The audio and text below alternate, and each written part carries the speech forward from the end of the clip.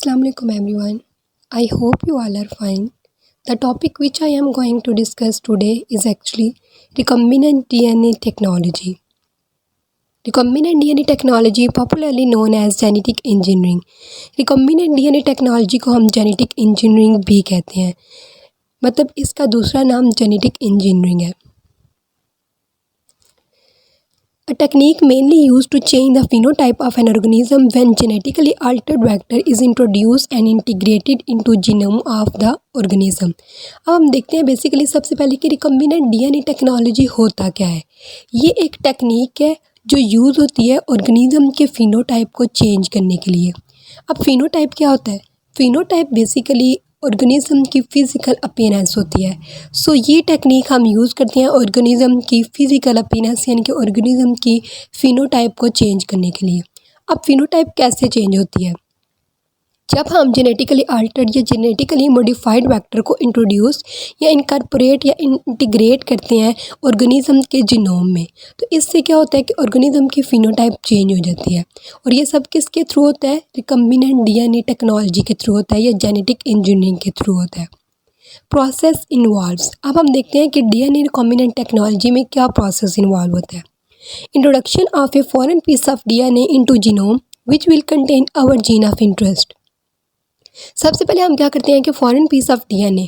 अब foreign piece of DNA क्या होता है?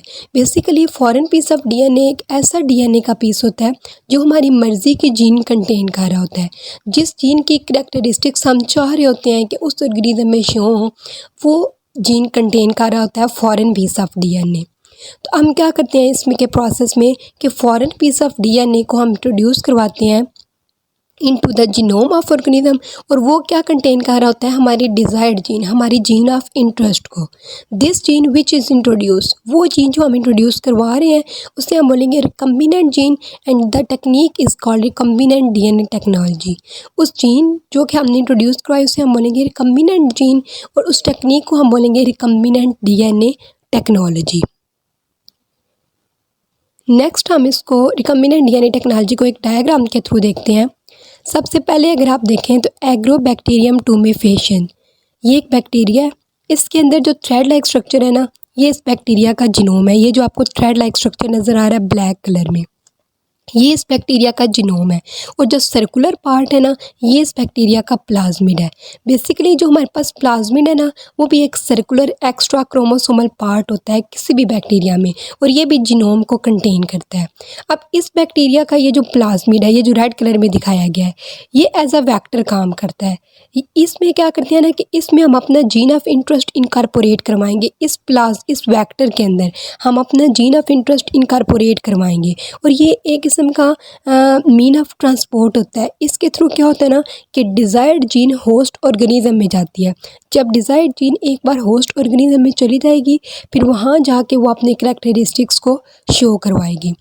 हर प्लाज्मिड पे एक स्पेसिफिक साइट होती है जहाँ रिस्ट्रिक्शन एंजाइम कट लगाते हैं. जहाँ पर रिस्ट्रिक्शन एंजाइम कट लगाते हैं, जब वो वहाँ पर कट लगा देते हैं, फिर वहाँ हम अपनी मर्ज़ी का, मतलब हमारी मर्ज़ी की जो डिज़ायर्ड जीन होती है उस कट वाली जगह पे हम वो अटैच कर देते हैं. अब ये जो आपको सर्कुलर पार्ट नज़र आ रहा है जो कि ये रेड कलर का है, अब क्या है ना कि यहाँ पर ये टीआई प्लाज्मिड जहाँ पे लिखा हुआ है, ये वो साइट है जहाँ पर क्या होगा कि रिस्ट्रिक्शन एंजाइम कट लगाएंगे. अब जब रिस्ट्रिक्शन एंजाइम वहाँ यहाँ पर कट लगा देंगे तो अब ये क्या होगा कि ये दोनों एंड से ओपन हो जाएगा. अब नेक्स्ट अगर आप देखें तो DNA containing the gene of interest. अब वो डीएनए जो हमारी डिज़ायर्ड जीन या हमारे जीन ऑफ इंटरेस्ट कंटेन कर रहा है, अब क्या होगा ना कि ये जो प्लाज्मिड दोनों साइड से ओपन है ना, अब ये DNA containing gene of interest ये जाके वहाँ पे अटैच हो जाएगा. अब प्लाज्मिड जब जाके वहाँ पे अटैच हो गया, इधर जाके प्लाज्मिड के दोनों एंड ओपन थे ना, अब वो डीएनए जो कंटेन कर रहा है जीन ऑफ इंटरेस्ट, अब वो इसके दोनों एंड पे जाके यहाँ पर जाके जुड़ गया. अब प्लाज्मिड के पास क्या है ना, एक अपना डीएनए है. अब एक अपना डीएनए जो हम चाह रहे थे, मतलब अब प्लाज्मिड के पास एक वो डीएनए है जो हम चाह रहे हैं, मतलब जो हमारा डिज़ायर्ड है. और अब वो क्या है ना कि अब उसके पास दो डीएनए होंगे, ठीक है. एक तो वो होगा, अब बेसिकली यहाँ पर क्या है ना कि दो डीएनए होंगे. एक प्लाज्मिड के पास अपना डीएनए होगा और एक जो हम चाह रहे थे वो होगा, मतलब जो हमारी डिज़ायर्ड जीन होगी। अब ये जो बेसिकली बात यहाँ पे ये हो रही है कि अब ये 2 डीएनए कंटेन कर रहा है, ठीक है। अब ये 2 डीएनए कंटेन कर रहा है। अब इसको हम क्या बोलेंगे, रिकम्बिनेंट टीआई प्लाज्मिड। अब इसको हम रिकम्बिनेंट क्यों बोल रहे हैं, ये 2 डीएनए को कंटेन कर रहा है जिसकी वजह से हम इसे बोल रहे हैं रिकम्बिनेंट टीआई प्लाज्मिड, या इसको हम क्या कह सकते हैं, काइमेरिक डीएनए भी कहते हैं। अब इसमें क्या होगा कि अब ये जो हमारे पास रिकम्बिनेंट टीआई प्लाज्मिड है, अब चूँकि ये एक न्यू जीन कंटेन कर रहा है, तो एज अ रिज़ल्ट क्या होगा कि हम अगर इसको किसी प्लांट में एंटर करते हैं ये, और फिर जब हम इसको प्लांट में इंट्रोड्यूस करवाएंगे, अब हम किसी भी प्लांट सेल के अंदर इसको इंट्रोड्यूस करवाते हैं, तो चूँकि ये न्यू जीन कंटेन कर रहा है, तो एज अ रिज़ल्ट प्लांट ऐसे ट्रेट कंटेन करेगा जो हमारे डिज़ायर्ड ट्रेट होंगे, जो हम चाह रहे होंगे। तो एज अ रिज़ल्ट हम वो प्लांट गेट करेंगे जो न्यू ट्रेट कंटेन कर रहा होगा। मैं इसको एक बार फिर आपको बता देती हूँ, इसका ओवरव्यू दे देती हूँ। इस डायग्राम में ये दिखाया गया है कि हमारे पास एक एग्रोबैक्टीरियम टूमेफेशियंस था। इसमें जो थ्रेड लाइक स्ट्रक्चर है वो हमारे पास उस बैक्टीरिया का जीनोम है, और जो सर्कुलर पार्ट है वो उसका प्लाज्मिड है, ठीक है। अब प्लाज्मिड भी बेसिकली एक एक्स्ट्रा क्रोमोसोमल पार्ट होता है किसी भी बैक्टीरिया में जो कि जीनोम को कंटेन कर रहा होता है। अब ये जो इसमें सर्कुलर पार्ट है ना प्लाज्मिड, अब वो एज अ वेक्टर काम करेगा। हम क्या करेंगे ना कि हम उसमें अपना जीन ऑफ इंटरेस्ट इनकॉर्पोरेट करवाएंगे। तो ये एक मीन ऑफ ट्रांसपोर्ट है। इसके थ्रू क्या होता है कि डिज़ायर्ड जीन जो होती है ना वो होस्ट ऑर्गेनिज्म में इंट्रोड्यूस करवाई जाती है, और फिर वो वहाँ जाकर अपनी करैक्टरिस्टिक्स को शो करवाएगी। हर प्लाज्मिड पे एक स्पेसिफिक साइट होती है जहाँ पर रिस्ट्रिक्शन एंजाइम कट लगाते हैं। अब जहाँ पर रिस्ट्रिक्शन एंजाइम कट लगाते हैं उस जगह पे क्या होता है कि हमारी डिज़ायर्ड जीन अटैच हो जाती है। अब ये होता है कि अब जैसे कि आप इस डायग्राम में देख रहे हैं जहाँ पे टीआई प्लाज्मिड लगा हुआ है, ये एक सर्कुलर पार्ट है रेड कलर में जो हमें शो हो रहा है, ये प्लाज्मिड है, और ये वो साइट है जहाँ पर क्या होगा ना कि रिस्ट्रिक्शन एंजाइम कट लगाएंगे। अब रिस्ट्रिक्शन एंजाइम ने यहाँ पर कट लगाया, अब ये दोनों एंड से ओपन हो गया। अब वो डीएनए जो हमारी जीन ऑफ इंटरेस्ट को कंटेन कर रहा है वो आएगा, और वो यहाँ पे ये जो दोनों एंड इसके ओपन है यहाँ आके इधर अटैच हो जाएगा। अब क्या है ना बेसिकली अब प्लाज्मिड के पास एक अपना डीएनए है, और एक जो हम चाह रहे थे, एक जो हमारा डिज़ायर्ड डीएनए था, एक वो है। अब 2 डीएनए ये कंटेन कर रहा है, ये 2 डीएनए कंटेन कर रहा है, यही वजह है कि इसे हम रिकम्बिनेंट टीआई प्लाज्मिड बोलेंगे। उसके बाद क्या होगा नेक्स्ट स्टेप में अगर आप देखें तो अब हम इसको किसी भी प्लांट के अंदर इंट्रोड्यूस करवाएंगे। चूँकि ये एक न्यू जीन कंटेन कर रहा है, एज अ रिज़ल्ट क्या होगा ना कि प्लांट ऐसे करैक्टरिस्टिक्स, ऐसे ट्रेट को कंटेन करेगा जो हमारे डिज़ायर्ड होंगे, जो हम चाह रहे होंगे। नेक्स्ट अगर हम देखें तो हमने इसके स्टेप्स को देखते हैं। फर्स्ट जो इसका स्टेप है वो हमारे पास है आइसोलेशन ऑफ जेनेटिक मटेरियल, ठीक है। फर्स्ट स्टेप में क्या होगा कि हम क्या करेंगे कि जेनेटिक मटेरियल जिसके साथ हम काम करना चाह रहे हैं, जिसकी करैक्टरिस्टिक्स हम शो करवाना चाह रहे हैं, हम सबसे पहले क्या करेंगे कि उस जेनेटिक मटेरियल को हम आइसोलेट करेंगे, हम क्या करेंगे उसको सेपरेट करेंगे। First and initial step in recombinant DNA technology is to isolate the desired DNA in its pure form free from other macromolecule। मतलब फर्स्ट और इनिशियल स्टेप जो है रिकम्बिनेंट डीएनए टेक्नोलॉजी के अंदर, उसमें सबसे पहले हम क्या करते हैं कि हम अपने डिज़ायर्ड डीएनए को प्योर फॉर्म में आइसोलेट कर लेते हैं जो कि दूसरे मैक्रोमोलेक्यूल से फ्री होता है। अब हम सेकंड स्टेप देखें तो वो क्या है, cutting the gene at recognition site. अब इसमें क्या है कि वही बात जो हमने पीछे डायग्राम में मैंने आपको बताई थी कि कुछ स्पेसिफिक साइट्स होती हैं जहाँ पर रिस्ट्रिक्शन एंजाइम कट लगाते हैं। अब दूसरे स्टेप में क्या होगा ना कि उस प्लाज्मिड को ओपन करने के लिए उसके स्पेसिफिक साइट पर कट लगाएंगे। प्लाज्मिड को ओपन करने के लिए उसकी स्पेसिफिक साइट पे हम क्या करेंगे ना कट लगाएंगे। जब वो ओपन हो जाएगा तो हम क्या करेंगे कि उस पर हम अपना डिज़ायर्ड डीएनए अटैच करवाएंगे, जो हम डिज़ायर्ड डीएनए जो हम करवाना चाह रहे हैं हम डिज़ायर्ड डीएनए को उधर अटैच करवा देंगे। फिर यहाँ पे लिखा है कि restriction enzyme play a major role.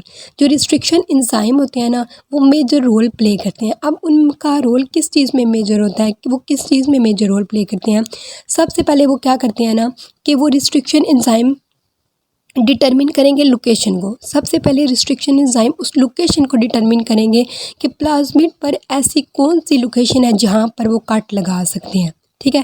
Restriction enzyme ने पहले क्या किया, अपनी लोकेशन को डिटरमिन किया प्लाज्मिड के ऊपर कट लगाने के लिए। फिर क्या करेंगे कि वो वहाँ पर कट लगाएंगे। कट लगाने के बाद जहाँ पर हम वहाँ पर क्या करेंगे कि अपना डिज़ायर्ड डीएनए को अटैच करवाना है ना, जहाँ पर वहाँ पर रिस्ट्रिक्शन एंजाइम कट लगा देंगे। और इस सारे रिएक्शन को हम रिस्ट्रिक्शन एंजाइम डाइजेशन भी कहते हैं। तो बेसिकली स्टेप नंबर 2 यही था कि इसमें क्या होता है कि कटिंग करते हैं हम जीन को एट रिकॉग्निशन साइट्स पे। The restriction enzyme play a major role in determining the location at which desired gene is inserted into the vector genome. These reaction are called restriction enzyme digestion.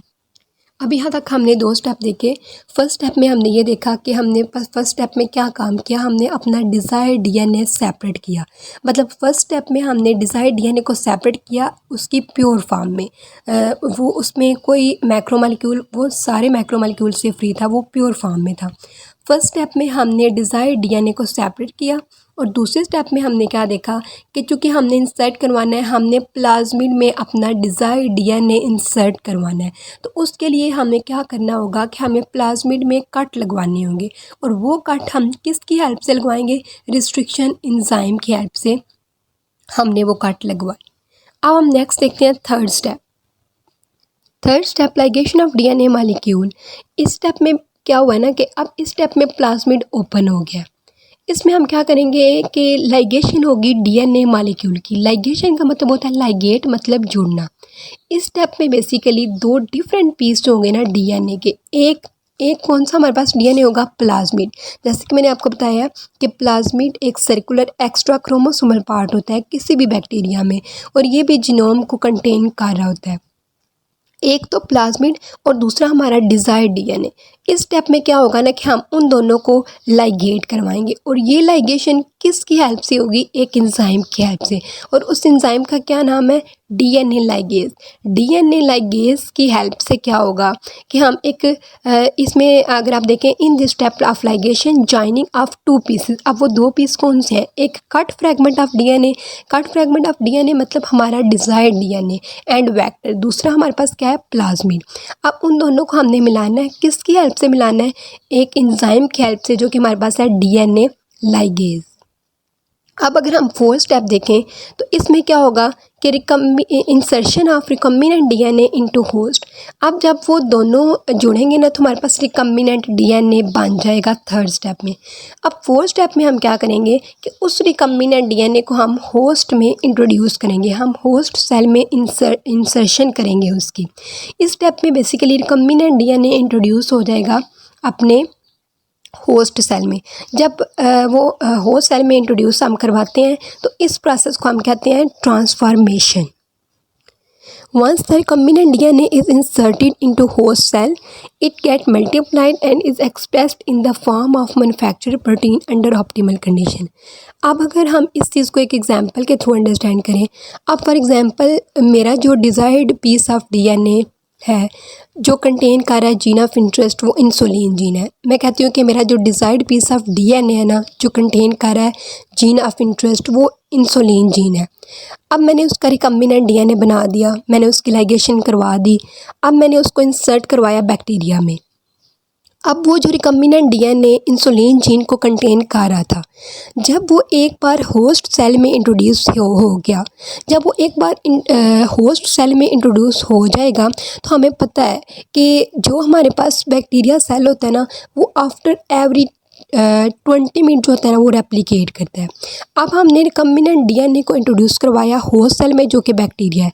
जब वो after every 20 minute replicate करेगा तो इसका मतलब है कि जो recombinant DNA है वो भी रेप्लिकेट करेगा, क्योंकि और चूँकि रिकम्बिनेंट डीएनए जो है वो हमारे पास एक इंसुलिन जीन को भी कंटेन कर रहा है। तो इसका मतलब है कि उसके साथ जो इंसुलिन जीन है वो भी रेप्लिकेट होगी। सो एट द एंड हमारे पास क्या होगा ना कि बैक्टीरिया की एक बड़ी सारी कॉलोनी बन जाएगी।